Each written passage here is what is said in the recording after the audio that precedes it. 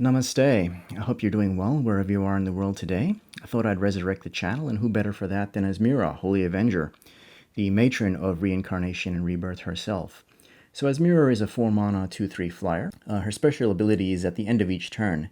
Put a 1/1 counter on Asmira for each creature put into your graveyard from play that turn. Asmira was printed in Mirage in the days long before we got Hydras who could self-double the 1/1 counters on themselves. I guess they thought she was a bit too powerful, which is why the ability only triggers at the end step. I like Asmira. She wants peace, she wants harmony, she wants an end to all wars, and she'll destroy everybody in front of her and around her to achieve that. There are a number of different ways or directions to go with Asmira, both thematically and mechanically, and I thought I'd explore both in this deck. I'm just going to start with a key card, or a key lieutenant, which is a Twilight Shepherd, a 5/5 flying angel with vigilance. When Twilight Shepherd comes into play, return to your hand all cards in your graveyard put there from play this turn. The other thing about Twilight Shepherd is she has persist, so potentially any +1/+1 shenanigans could enable her ability to be reused over and over again to recover special auras, creatures, and instants and sorceries that are potentially combo-centric. And there's one enchantment in particular which might enable you to fish creatures out of your deck repeatedly if you can get the right combination of cards in hand and in your graveyard. So I'll just show the non-basic lands, because there's one in particular which is critical for the deck, which is Gavany Township. +1/+1 counter on each creature you control for 4. And the other thing too is, given Asmira's background and theme in Mirage and in terms of her art, I've gone with a real heavy desert theme to suit one particular aura that I've put in the deck. In the initial tests when I was rebuilding this deck, I found that it really needed a lot of mana to actually pull off the combos and plays that I was aiming to achieve.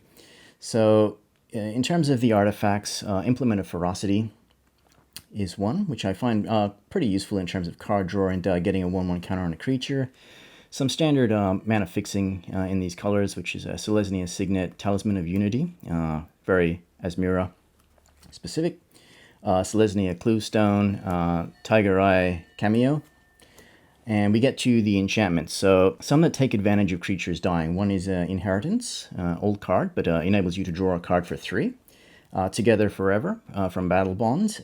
Together Forever is pretty useful in the sense that, you can pay the ability to choose target creature with a counter on it and return that card to its owner's hand when that creature dies. So that's pretty useful with some creatures I have in the deck. Some very Asmira-focused cards.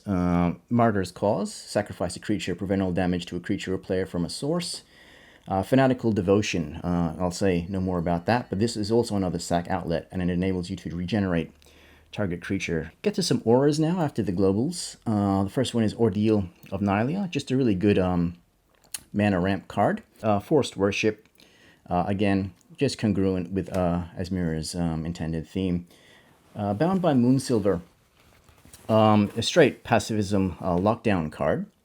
But the other thing about this card is that you can sacrifice a permanent and move it to another target creature, which is pretty handy for the two things that you want to be doing with this deck, which is shut down a threat and pump up Asmira with a creature dying.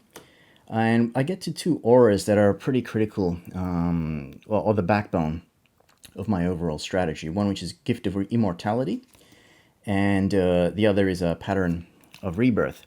So Pattern of Rebirth is pretty much the key card in terms of what I want to do with the Asmira deck.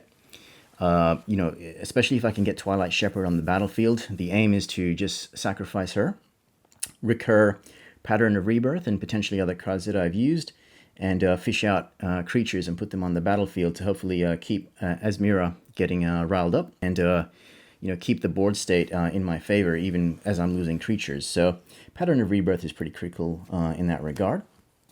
I get to Desert's Hold, so I've got this here mostly for the desert lands that I've put in the non-basic package. I like Desert's Hold because it gives you the life, but it also shuts down the activated abilities of a creature. The other ones are just some additional mana support. New Horizons, which gives a 1/1 counter, and Sheltered Airy. I'm going to move into the creatures now. So Avacyn's Pilgrim, early ramp, some +1/+1 support. Simic Initiate, Graft 1, so it can move its counter onto Asmira, and it can also die to further pump her up. Servant of the Scale, Diligent Farmhand for some more mana ramping, and for another creature dying. Caustic Caterpillar to remove an artifact or enchantment. Benevolent Bodyguard. So, without saying too much, I really feel thematically that fits on with the objectives of Asmira. And he's got some nice, artistic flavor to him as well. Martyred Rusalka. So pay 1, sacrifice a creature, target creature can't attack this turn. 9th Bridge Patrol, so it gets a little Arabic dwarf who gets stronger whenever another creature control leaves the battlefield. Shinewind, elemental with that enters with a 1/1 counter on it. You can remove that counter to destroy target enchantment. Avatar of the Resolute, 2 mana for a 3/2, but not only that, it has reach, trample, and it enters the battlefield with a 1/1 counter for each other creature you control with a 1/1 counter on it, so potentially pretty strong. Conclave Mentor for 2, just straight Selesnyan power. If 1 or more 1/1 counters would be put on a creature you control, that many +1 counters are put on that creature instead. And when it dies, you gain life equal to its power, so fits with Asmira's plans to a T. Fertilid, just another ramp card with that works around the 1/1 counter mechanic. Fairgrounds Trumpeter, so the only elephant in the deck, which I'm a bit disappointed in given the nature of Asmira. But at the beginning of each end step, if a 1/1 counter is put on a permanent under your control this turn, put a 1/1 counter on Fairgrounds Trumpeter. Solemn Recruit, double striking dwarf that also works with the 1/1 strategy. And I get to 2 key cards, which is really structured around Twilight Shepherd and Pattern of Rebirth, and the other things that I've got cooking in the deck, which is Heliod's Pilgrim and Auramancer. So Heliod's Pilgrim is useful for just digging out auras, and if I can get her recurring or rebirthed onto the battlefield multiple ways, you can fish things out of your deck very efficiently. Auramancer is just backup to get auras out of my graveyard or other useful enchantments, but it's mostly targeted towards that Pattern of Rebirth permanent, so I just want to make sure I have access to it at all times in the game. Yevimaya Elder, another useful ramp card. Forgotten Ancient, very powerful creature around 1/1 counters, and very useful for Asmira. Armorcraft Judge for some card advantage late in the game. I've gone with Abzan Battle Priest, both thematically and mechanically. So the important thing is he provides each creature you control with a 1/1 counter on it with lifelink. So artistically, he fits in with her plans, and thematically, mechanically, he's a pretty strong card if you're trying to recover some life gain. Kithkin Spellduster, 2/3 flying Kithkin Wizard. The other thing is he's got Persist, but he can sacrifice himself to destroy target enchantment. So again, playing with those 1/1 counter strategies while taking care of any problematic permanents that you might encounter. Destructor Dragon. So I've got this card in here because it's one of my favorite dragon cards of all time for some reason. What I really like is, its ability. It's very flavorsome with this deck. So when Destructor Dragon dies, destroy target non-creature permanent. So, fish it out with Pattern of Rebirth potentially. Sacrifice him to something and bring him back to potentially start going after lands. Enduring Scalelord is the final creature for 6. Whenever 1 or more 1/1 counters are placed on another creature you control, he gets a 1/1 counter as well. So another strong dragon that can get to some serious size and strength alongside his leader in Asmira. And the final component of the deck, which is the instant and sorcery spells. So a lot of them are just on point with the theme of Asmira. First and foremost is Holy Day. Can't have Asmira Holy Avenger without a Holy Day in the deck. Reclaim, which suits that Rebirth and Reincarnation theme. Regrowth does the same thing. I've got Sylvan Scrying in here for Gavoni Township in particular. Saproling Migration just for some creatures. Selesnya Charm just for its general utility, so it can remove a problematic creature, or it can give you another creature on the battlefield for some sacrificial fodder. Aura Mutation, same thing. Remove an enchantment while getting more creatures to fuel Asmira. Ray of Revelation. Dramoka's Command, pretty handy utility card. So 1/1 counter theme, or it can help you get rid of another creature if its toughness is less than the creature that you're trying to enable a fight with. I've got Brought Back for the Reincarnation. Choose up to 2 target permanents in your graveyard that were put there from the battlefield this turn and return them to the battlefield tapped. So this card, along with another card, it really requires you to be holding back, and you really have to give yourself a lot of resources, particularly in terms of land and mana, which is why I have a lot of ramp and mana fixing and mana enabling going on in the deck. So there's a lot of multi-tiered strategies here. Courage in Crisis, 1/1 counter on target creature, then Proliferate. Cultivate for some mana ramping. Crushing Canopy. I think this is a pretty handy card, especially when you've got a flying commander. So you can take something out of the air to stop her from getting blocked, or you can destroy target enchantment.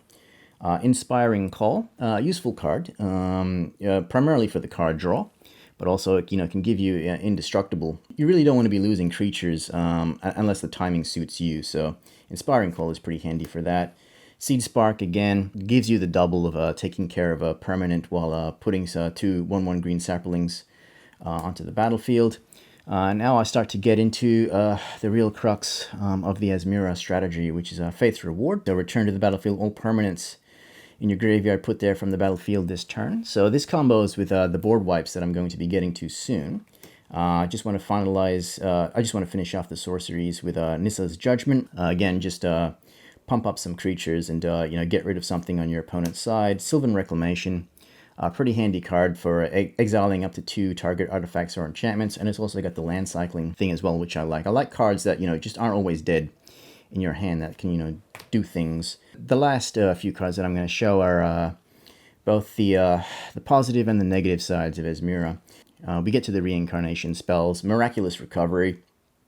The creature comes back with a 1/1 counter on it, and Hymn of Rebirth, which enables you to take a creature card from any graveyard and put it directly into play under your control. So pure Silesian magic, old card, and I'm really keen to try this one out. And I get to the pristine strategy, which is not only kill your creatures but make sure your opponent's creatures die as well. So if you can put Gift of Immortality on Asmira, Pattern of Rebirth on her as well, or on Twilight Shepherd. And then you could potentially start spamming these board wipes over and over again, not only to grow Asmira, but to keep your opponent's board states clear. So we've just got 3. Day of Judgment, very much Asmira. End Hostilities, destroy all creatures and all permanents attached to creatures. This seems like a strange card to put in, given my dependency on Pattern of Rebirth and Gift of Immortality. But I feel like artistically and in flavor-wise, it fits in with Asmira's overall philosophy. The other thing is it can take out equipment, and it can handle any of those pesky auras that have the bestow capability on them too. And the last board wipe, in a sense, is Tragic Arrogance. Well, it's not necessarily a pure board wipe. It's a controlled board wipe. So for each player, choose from among the permanents that player controls an artifact, a creature, an enchantment, and a planeswalker. Then each player sacrifices all other non-land permanents he or she controls. So, you can keep Asmira on the field, you can keep Gift of Immortality on Asmira, and, potentially enable other strategies to happen while limiting the capabilities and capacities of your opponent, and hopefully stop them from coming back late in the game. So that's the Asmira deck. I'm trying to make it, go for the long game. Maybe a really grindy, a mid-range to a really grindy type strategy to keep your opponents, off balance while, enabling Asmira's mechanic to trigger as many times as possible. I guess the next thing to do is to actually try the deck out in a match situation, and I've got a game lined up with a couple of friends to see how it goes, and I'll be uploading the game pretty soon. But thanks for tuning in, thanks for listening. You take care of yourself wherever you are in the world, and until the next edition.